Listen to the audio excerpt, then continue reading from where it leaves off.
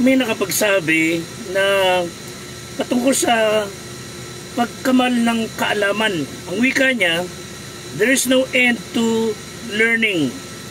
Hindi ito yung nakabasa ka ng nakaklat, nakapasa ka sa exam, o nakatapos ka ng pag-aaral, stop na.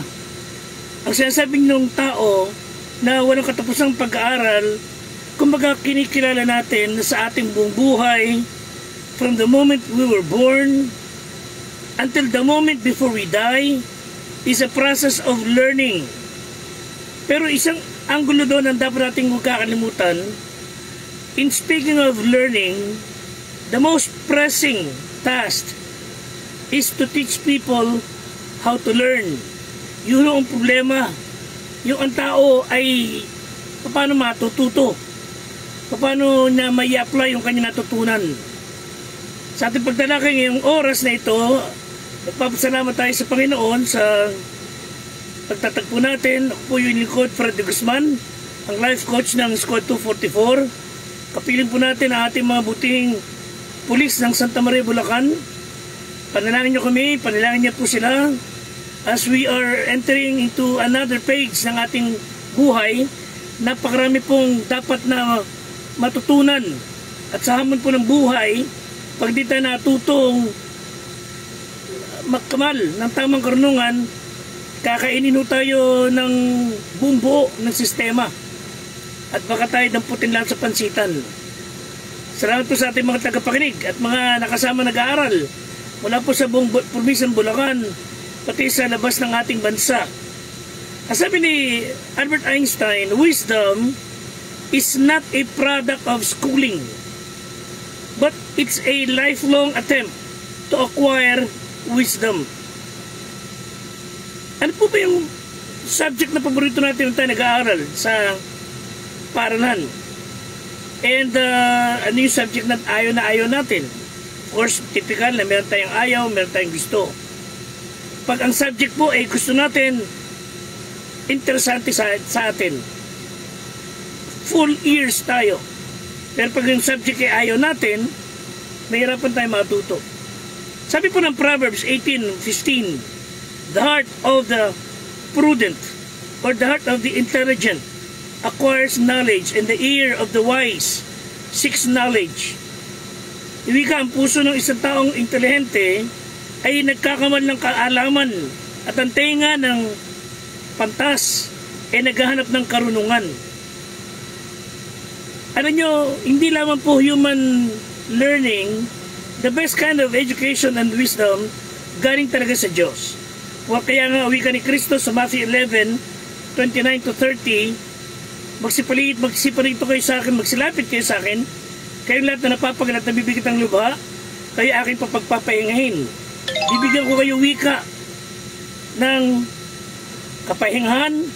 Lumapit tayo sa eksperto sa kaalaman, kapahingahan, karunungan.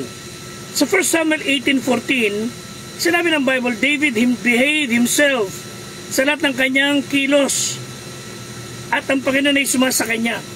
So, kung sa New Testament sinabi sa atin ni Kristo, tayo magsilapit sa Kanya and learn of me. So, tayo matututo ng mga bagay sa Panginoon. Yes, we do not discredit. In fact, we salute our teachers, instructors, na nakatulong sa ating malinang ating kaisipan.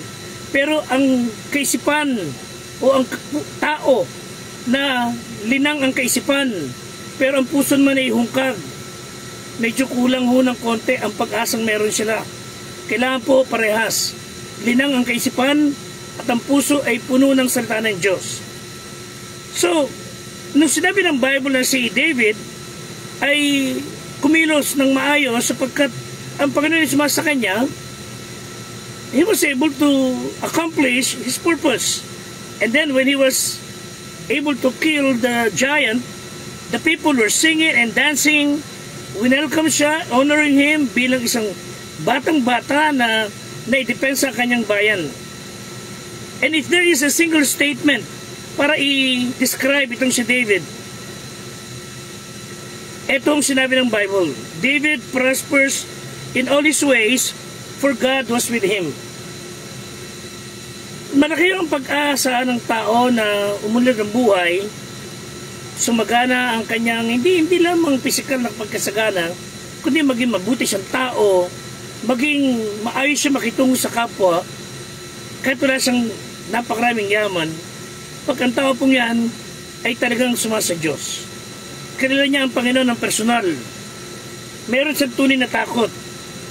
4 na beses sinabi dito ng Panginoon sa talata, David behaved wisely, which caused him to prosper. Yung andun yung salitang Hebreo na sakal. Sa kanilang salita, it means tao na merong high intellectual value. Mataas na uri ang pagkatao.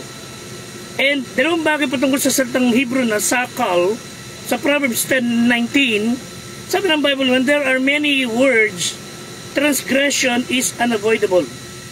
But he who restrains his lips is wise. In short, kapag wika maraming daldal salita ang tao, hindi maiwasan ang pagkakamali. So more talk, more words, more trouble. Less talk, less words, less trouble. So, pagka ang taong yan, inatutong magpigil ng kanyang dila. Siya po ay tinutuloy ng Bible na intellectual, wise, or sa Hebrew, sakal. Let me share a story. Isang donkey at isang tiger ang nagtatalo. Sapagkat ang sabi ng donkey, kaibigang tigre, ang kulay ng damo ay blue. Sabi ng tiger, ikaw pala para kang walang kulay blue na damo. Ang damo ay kulay green. And blue ang damo. Green. Halos magsuntukan sila, pipilit ng donkey na ang blue ang color ng damo. Sabi ng tiger, tara, magpunta tayo kay Haring Leon para siya magpasya. Pinipilit ng gusto mo. And blue talaga, blue. So, pinukulit niya. Halos sakmalin na niya itong isang donkey. Kumaro sila sa Leon at nalaman ng Leon na nagtatalo sila. Ang sabi ng Leon, ano ba pinagtatanong yung dalawa? Wika ng donkey, malari. Sabi ko, ang kulay ng damo ay blue. Hindi ba ang kulay ng damo blue? Malari. Tinignan yung mataman yung donkey at sabi niya, blue, ang kulay ng damo. Nalaki mata ng tiger. Malari, ba't di kayo Hindi po blue, green ang damo. Sabi nitong hari, magtigil ka, manahimik ka. Ang kulay ng damo ay blue. Nagtindan mo? Dahil sa ang kulit mong kausap, pinipilit mo, parurusahan ka ng 5 taong hindi kumikibo. Hindi ka kikibo mula ngayon. Sama na loob niya, dinala siya ng mga gwardiya palabas. Tapos, tutuwan mo yung donkey. Dagdal pa rin. Nagkaroon ng pagkakataon yung tigre, lumapit sa Haring Leon. Haring Leon, alam mo naman, na mali yung sinasabi ni donkey. Sabi ng Leon, nakbayan siya at sabi niya, ikaw naman parang bago ng bago. Oo, green ng damo. Pero ilang beses ko na sinasabi siyo, huwag ka nakikipag-usap sa ganong klase ng nilalang.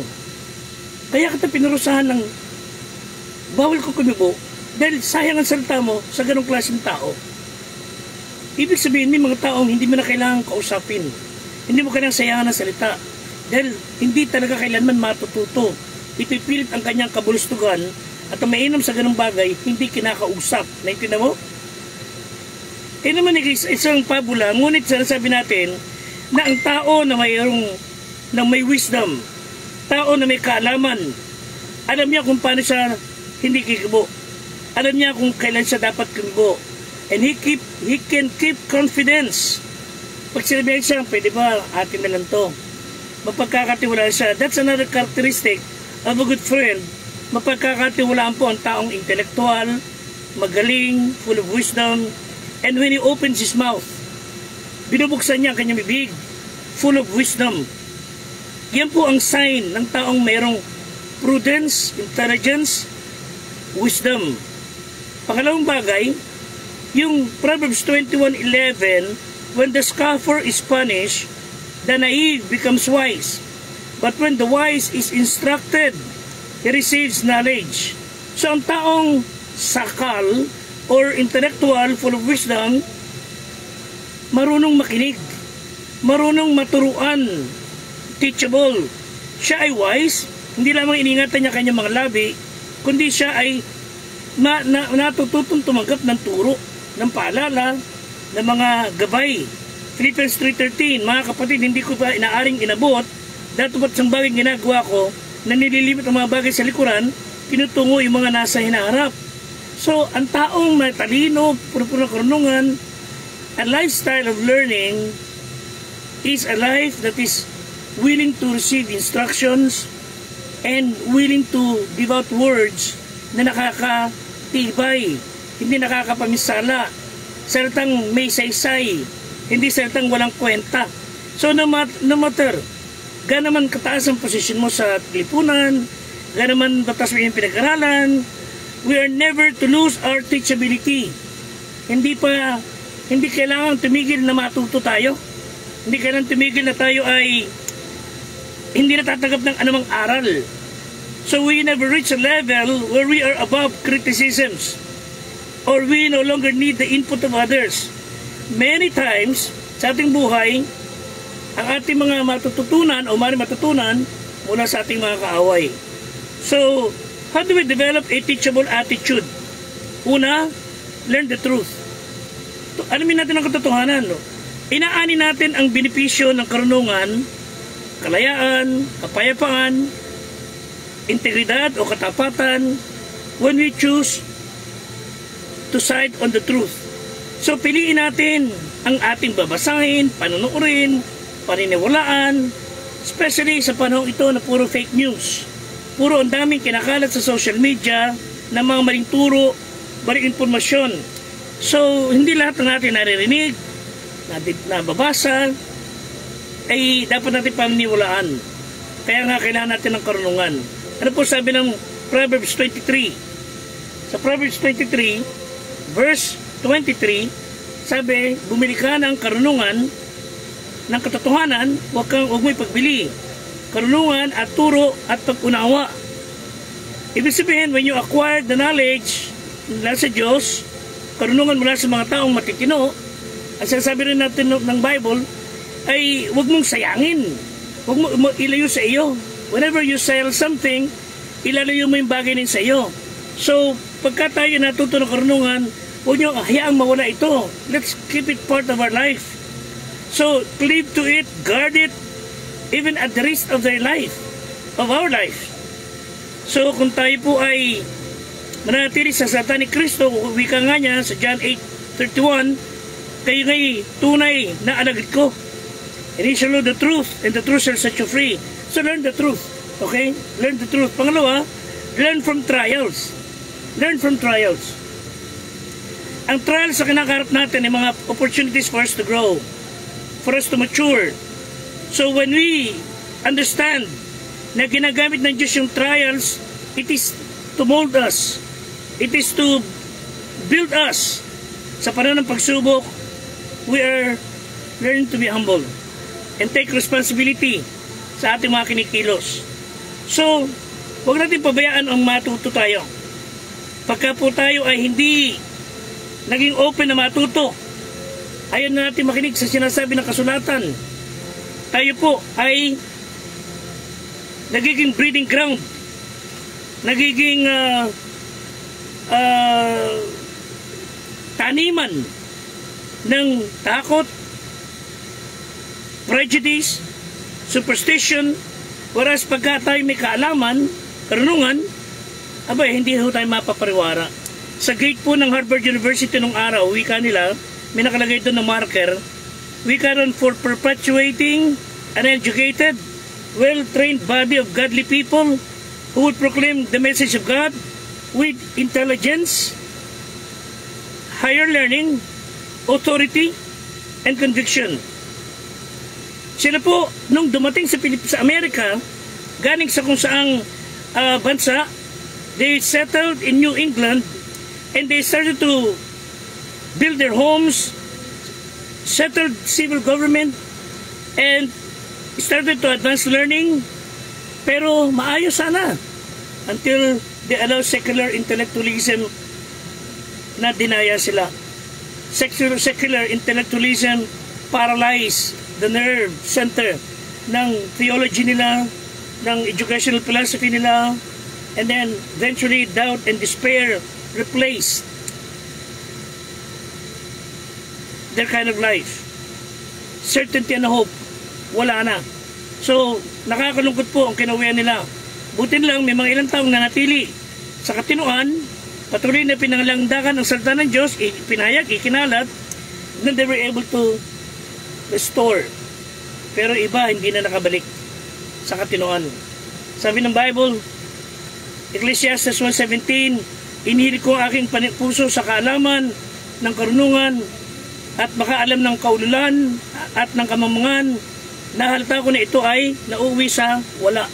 So pagka po ang tao ay natuto ng mga bagay-bagay, pero walang pagkatakot sa Diyos, natututo lang sa maging biyasa sa kasamaan. Kailangan po yung kaalaman, karunungan ay may kalakip na pagkatakot sa Diyos.